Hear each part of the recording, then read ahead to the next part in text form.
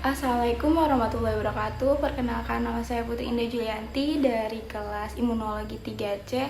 Saya di sini ingin sedikit menjelaskan tentang materi antibodi monoklonal dan poliklonal. Bisa ditonton sampai akhir ya teman-teman. Terima kasih. 3, 2, 1. Jadi di slide pertama ini ada beberapa bagian yang bakalan kita bahas di video kali ini.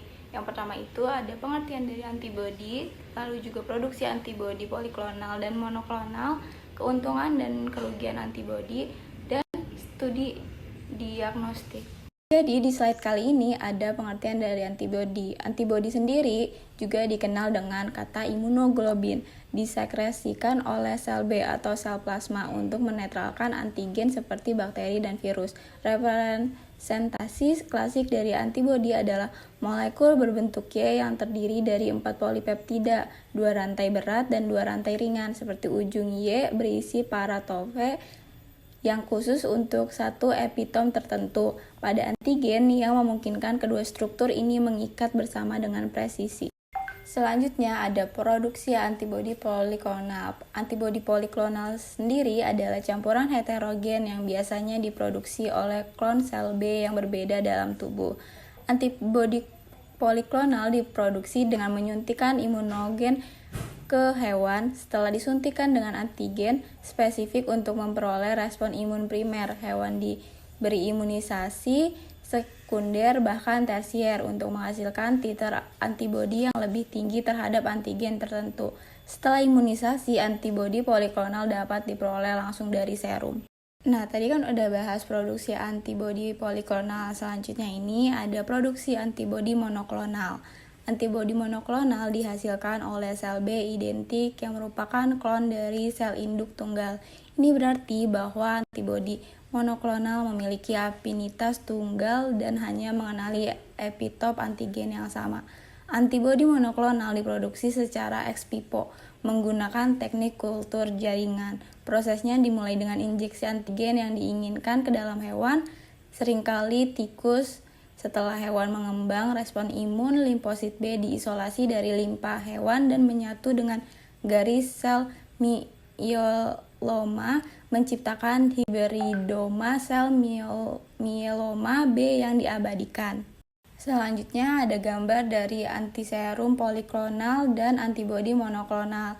Di sini juga ada bagian-bagiannya seperti antigen, antibodi, dan epitop.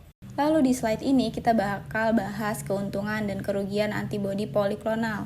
Keuntungan dari antibodi ini yaitu waktu produksi pendek dan biaya rendah, sangat stabil dan toleran terhadap perubahan pH atau buffer, afinitas tinggi karena antibodi berikatan dengan lebih dari satu epitop, toleran terhadap perubahan kecil antigen, perubahan antigen dibandingkan antibodi monoklonal. Kekurangan cenderung batch ke batch variabilitas.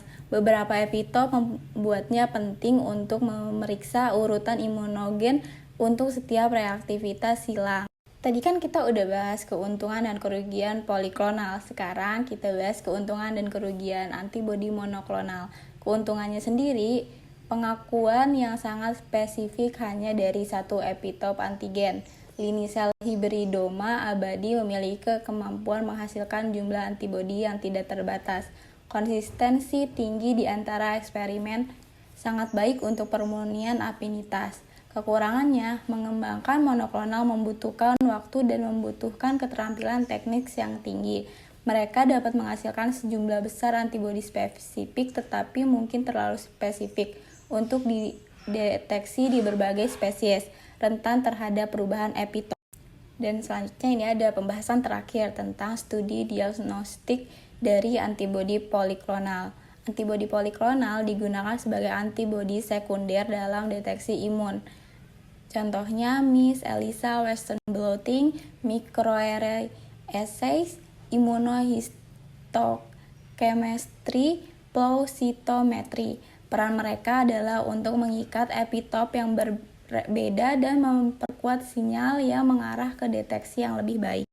Di slide terakhir ini ada antibodi monoklonal, sebaliknya memberikan sumber antibodi yang tidak terbatas, yang homogen dan sekali ditandai dapat diprediksi dalam perilakunya. Antibodi monoklonal sering digunakan sebagai antibodi primer pada deteksi imun karena kemampuannya mengikat secara spesifik pada epitop tunggal antigen. Jadi materinya udah selesai nih teman-teman. Semoga materi yang tadi disampaikan ini bisa jadi sedikit sumber belajar kalian. Semoga materinya juga bermanfaat untuk kedepannya. Terima kasih udah mau nonton video ini, dan maaf juga kalau masih ada beberapa penyampaian yang kurang jelas. Wassalamualaikum warahmatullahi wabarakatuh.